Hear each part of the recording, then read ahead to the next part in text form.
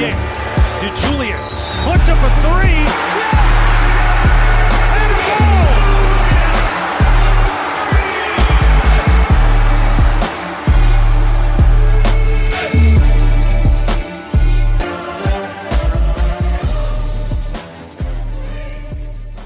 Bearcat Blitz on the Believe Network. I'm your host, Russ Eltman. He's my co-host, Neil Meyer, as we come to you on Bally Sports Ohio, YouTube page, Talking Caps with Russ Eltman, and wherever you get your podcast. Thank you for subscribing, rating, and reviewing on whatever medium that is. Presented by Bet Online, which continues to be your number one source for all your basketball wagering needs, including pro and college hoops throughout the year. With up-to-the-minute odds, stats, and trends, you can follow your favorite team's path to the playoffs with in-game live betting contests and all the best player props. Experience the world's best wagering platform anytime from your desktop or mobile devices.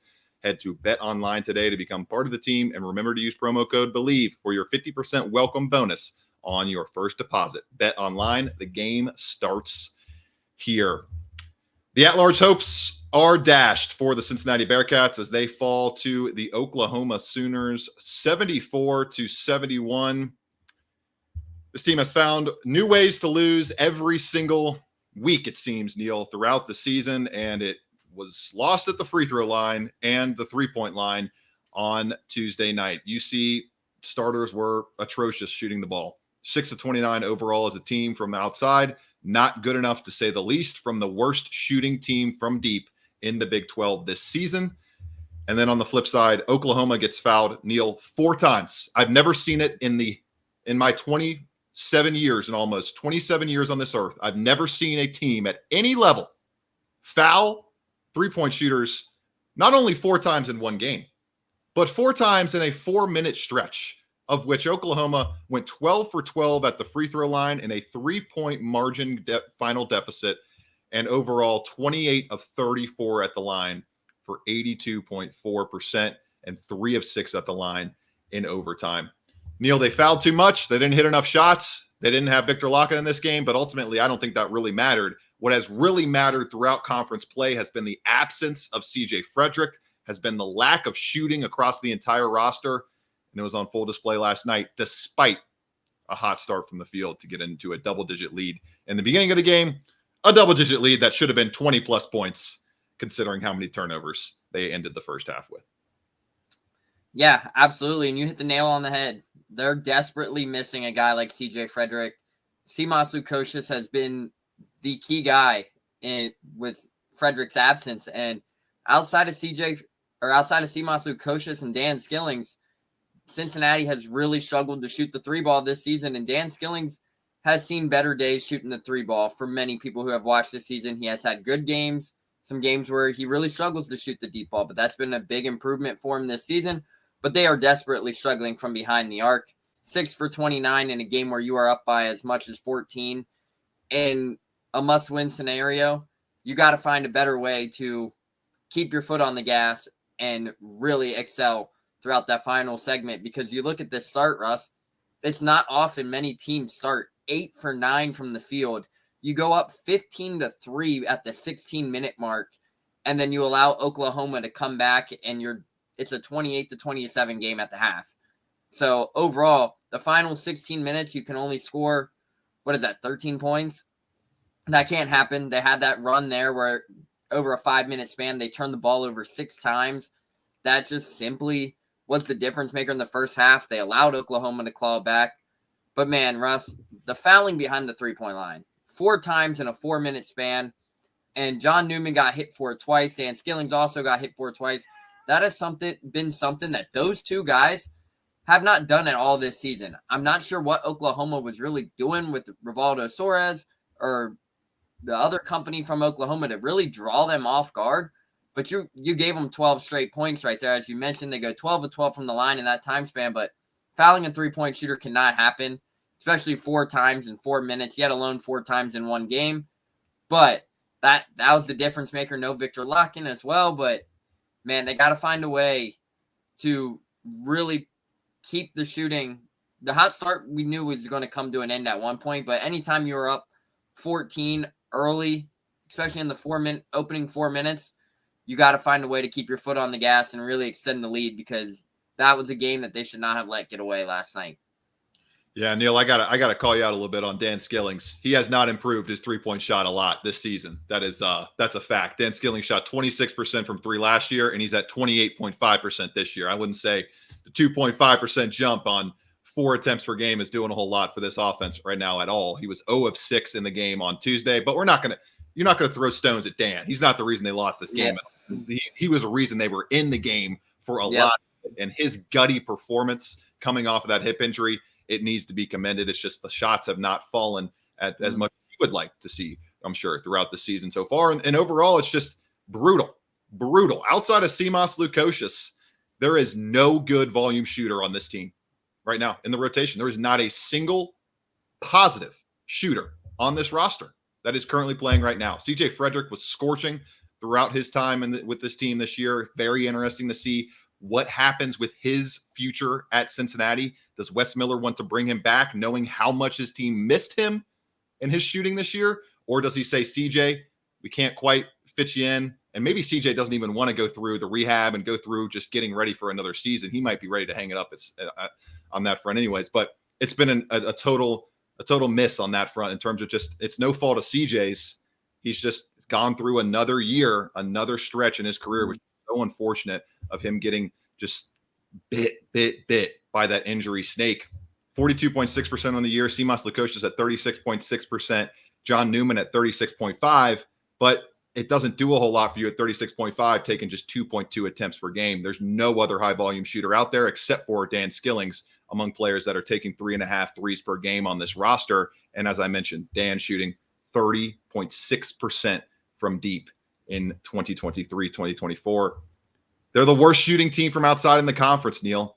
And for a program and a team that the mantra around Wes Miller builds have been defense and shooting at volume from outside. That is what has really sparked a lot of success dating back to his time at UNCG.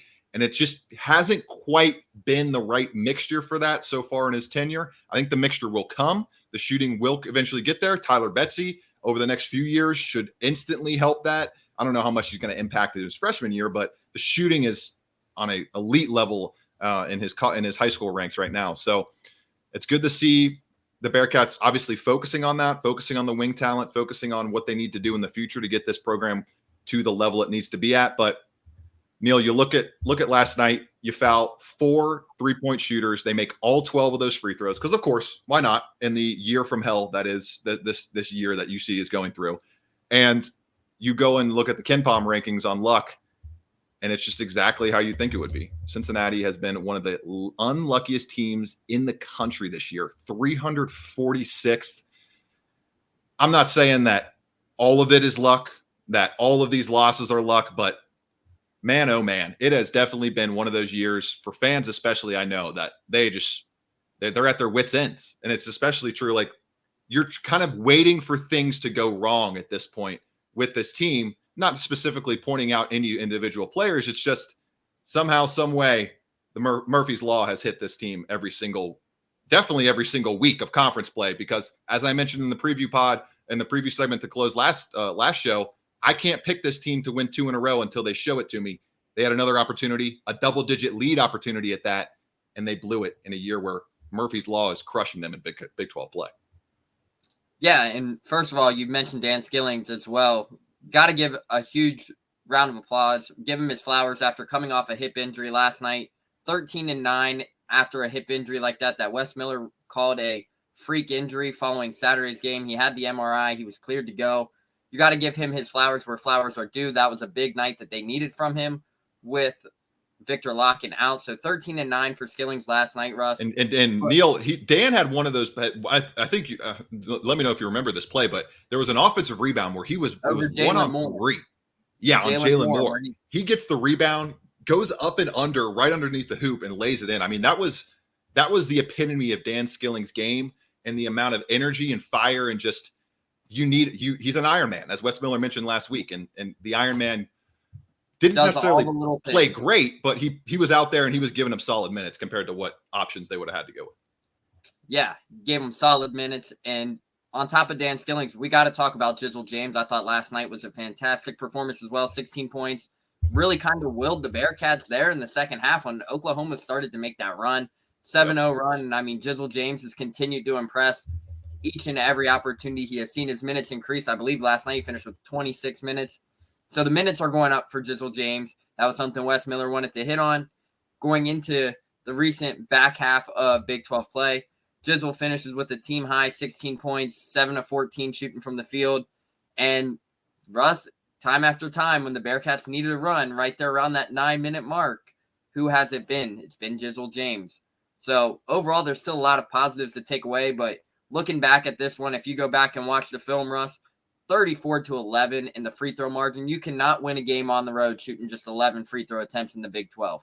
You cannot. And they've given up almost 60 free throws in the past 2 games. Am I wrong? Yeah. 59 free throw attempts in the past 2 games. A lot. Like, you're not going to win games in this league giving up 59 free throw attempts like that. You can't go the first 16 minutes without a free throw. I mean, the first free throw came with 16. Heck, it might have even been longer. I think the first free throw came with 16 minutes to go in the game. So you go the first 24 minutes without a free throw. And it was John Newman and one. Like, you got to find ways to get to the line, get them in foul trouble, which was what they did early. They got Milo Zuzan in foul trouble, and Oklahoma was with 1 point guard last night, Nuzan. No Javion McCullum, no John Hughley, and yet they still can only find ways to get to the foul line 11 times. Yeah, no free throws for the majority of the first half was just mind-numbing for sure. And Oklahoma finished 28 for 34, shooting 84%. Just got to find ways to get to the line and alter those games on the other way as well. So now UC sitting with on team rankings as we look at it now, really just not a whole lot of prospects for an at-large bid. They have a 10% chance to make it.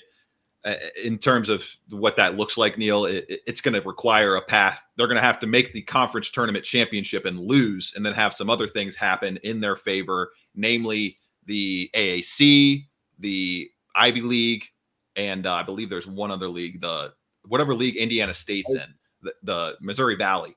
They need those favorites to win those games as well to have any chance. I mean, really, realistically, the at-large hopes are dead. The season is done. The season is where it's been at this point the past 2 years, the first 2 years of the Wes Miller era, where you have to win the conference tournament to punch a ticket to the NCAA tournament.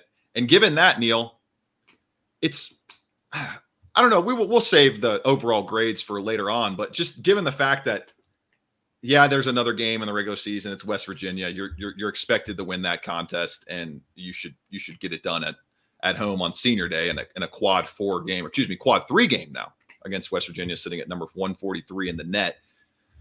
But it's hard for me to, I think, ultimately end up giving a grade for this season, because there's just been so many things that have happened to this roster that have been out of the players' control and out of the coaches' control that you can hopefully learn from if you're the staff, in terms of bringing in injury-prone players from the transfer portal, to maybe taking some further pauses when you're thinking about those decisions, given how just CJ Frederick, the same story again this year. The timeline was there. We knew the injury history, and the injury history continued. You only get 15 games out of him, most likely. We'll see if he ends up making a return at any point in the next couple of weeks. I would not anticipate that happening. We'll see, though. And then just the waiver process. They don't even have to worry about now, Neil. Everybody's home free.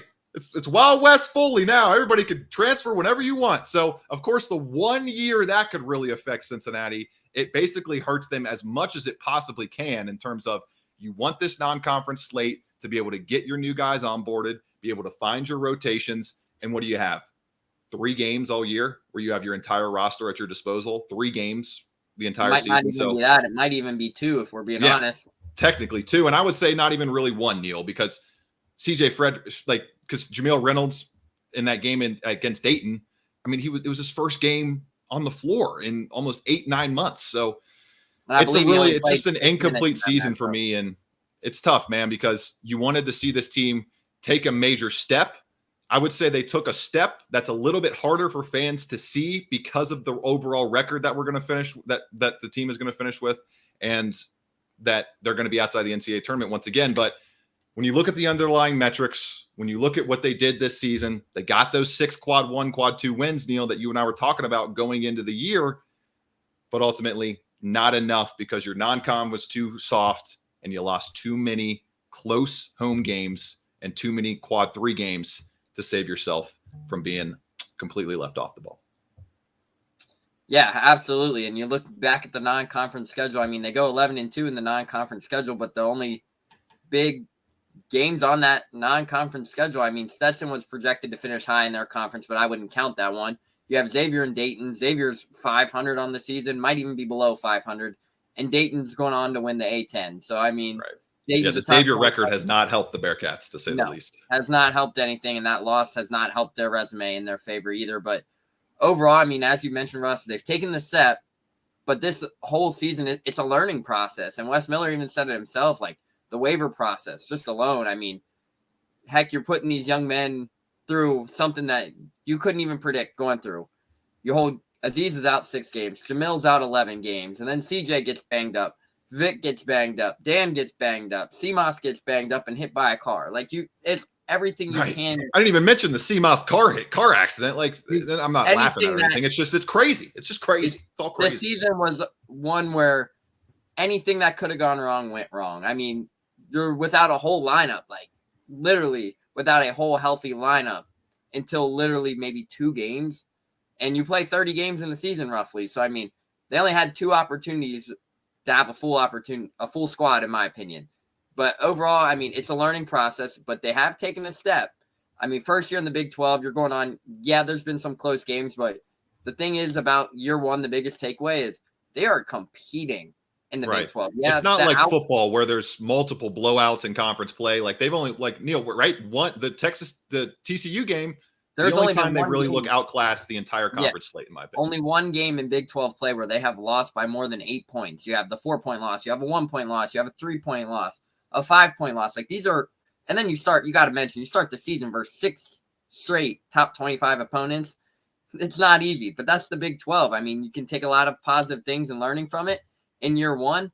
But the thing is, Cincinnati was here to compete, and they're here to stay in the Big 12, in my opinion.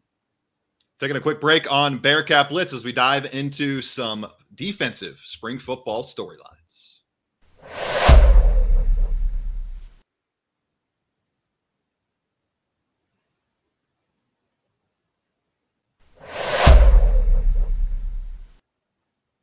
Back on Bearcat Blitz. I'm your host, Russ Heltman, joined by my co-host, Neil Meyer, on Talking Cats with Russ Heltman, the YouTube page, Bally Sports Ohio, whatever medium you are watching us on. Thank you all so much for checking us out as we are, Neil and I, getting ready for day 2, as we record this, of spring football, getting into the thick of the week. It's kind of funny because they go for a week and then they have obviously spring break for UC, so everybody gets off for a week, and you come back for the full slate up through the middle of April with the spring game. And my biggest defensive storyline, Neil, going into this stretch here is the back end. It's the biggest talking point. It was the biggest weakness on the entire team last year. One of the biggest weak points in the entire nation from any unit across definitely any Power 5 team, Power Conference team now, I should say, with the exit of the Pac-12 or dissolving of the Pac-12.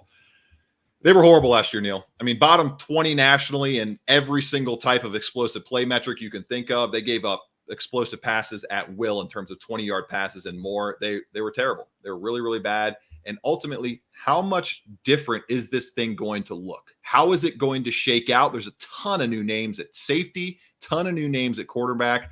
And you got a redshirt senior in Derek Canteen vying for a starting role. Jordan Young returns vying for a starting role. Armani Arnold going to be vying for a starting role along with Kalen Carroll. I think Raquan Atkins as a redshirt freshman going into this year, maybe going to get into the mix there in that cornerback room. Daniel James as a true freshman. What do they do with him? Is he going to get in the action as the highest rated recruit in the class so far? Funny how the highest rated recruit came for a position that they most needed. And then at safety, another completely different look as well. DJ Taylor, Jabril White, Mekhi Miller, all those veterans going to be vying for some of those spots. Antoine Peak Jr. got some run last year. Is that enough to get him in the mix again this year? Redshirt freshman Jaden Davis, how much of a leap does he take?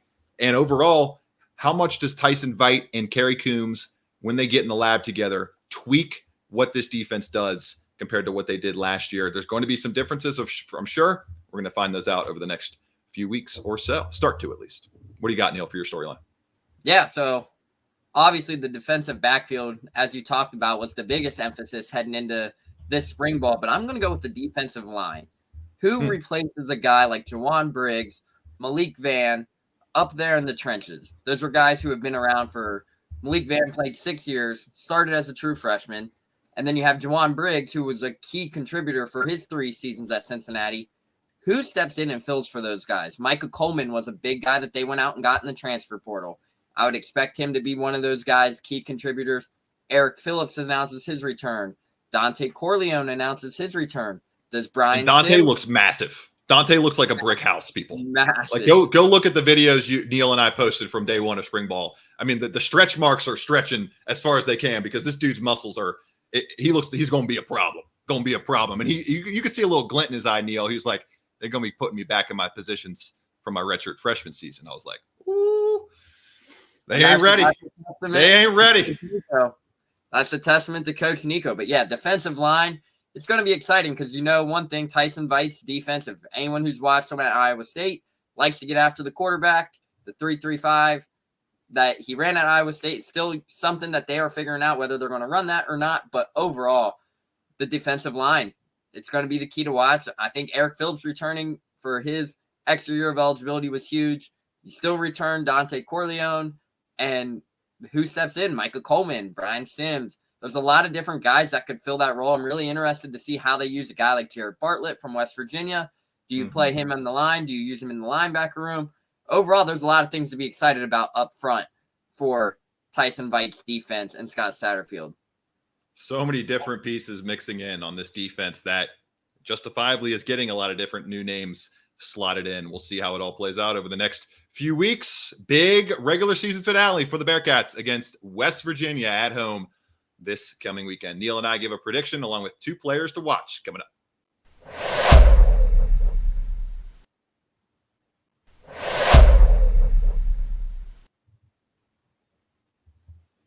Bearcat Blitz concludes right here on Talking Cats with Russ Heltman on Bally Sports Ohio and whatever podcast feed you are getting the show on. Neil, I'll give the floor to you. Your player to watch and a quick prediction for us as we close this thing out. Yeah, I got to go with Jesse Edwards. The 7-foot center from Syracuse absolutely dominated the Bearcats the first go-around, where he finished with 25 points and 10 rebounds in his first action after missing a month with a broken wrist. I think if Victor Locken is still unable to go, Aziz Bandego and Jamil Reynolds and Odiaguama, it could be a battle where they have their hands full. Jesse Edwards is a problem, and we saw that in the first matchup. The way he played, he really changed the game with his relentless scoring effort. I think he went like 11 for 16 or something in that matchup. Crazy stats, but he had a great performance there, really altered the game. Cincinnati did a great job at taking away Raekwon Battle in the first matchup, which allowed Jesse Edwards to get going. But if Jesse Edwards can get going in the paint, I think Cincinnati has their hands full on Saturday, and that's something you do not want to see is Jesse Edwards get going in the paint. And, 25 and 10 the first go-around. And I believe that was the game where Victor Locken and Aziz Bandego ate most of the minutes there in the front court. But overall, it's a different kind of situation now with Victor Locken battling an ankle injury. Does Jamil Reynolds' physicality give him that matchup that he's really going to struggle with? That's the matchup to keep an eye on, because if Cincinnati gives up 25 points to Jesse Edwards in the front court on Saturday, it could be looking like one of those days where it could be a quad 4 or a quad 3 loss at home versus West Virginia. What's your prediction? What do you got, Neil? Who wins? I got Cincinnati 68-64. I'm going to keep it close, but that was a score that was kind of similar to the first matchup, but overall, it's going to be a defensive performance in my opinion. I'm with you, Neil. I think Jesse Edwards helps West Virginia keep it closer than people think, and Raekwon Battle helps West Virginia keep it closer than people think. 3 of his past 5 outings, he's posted 24 points or more, shooting the ball lights out right now, 44% or better from the field in 4 of those last 5 games. He's playing really great ball right now, averaging 14.8 points in conference, shooting 35% from the field and 38% overall. But obviously, past few games, he's really boosted that up and is starting to hit his stride as the season closes. So we'll see if the Bearcats can handle him, handle Jesse Edwards, and enter the Big 12 tournament on the right foot and likely securing a bye. If they win this game on Saturday, would not have to play in the first round. So that would be good. It'd be one less game the Bearcats would have to win in a likely have to win the Big 12 tournament to get into the NCAA tournament path. I'm going Bearcats 70 and West Virginia 64 on Saturday. For Neil Meyer, I'm Russ Eltman. This has been Bearcat Blitz on the Believe Network. This is the second. 15 seconds left. Shot clock off. 4-point game. DeJulius puts up a three. And a goal! 3 seconds left.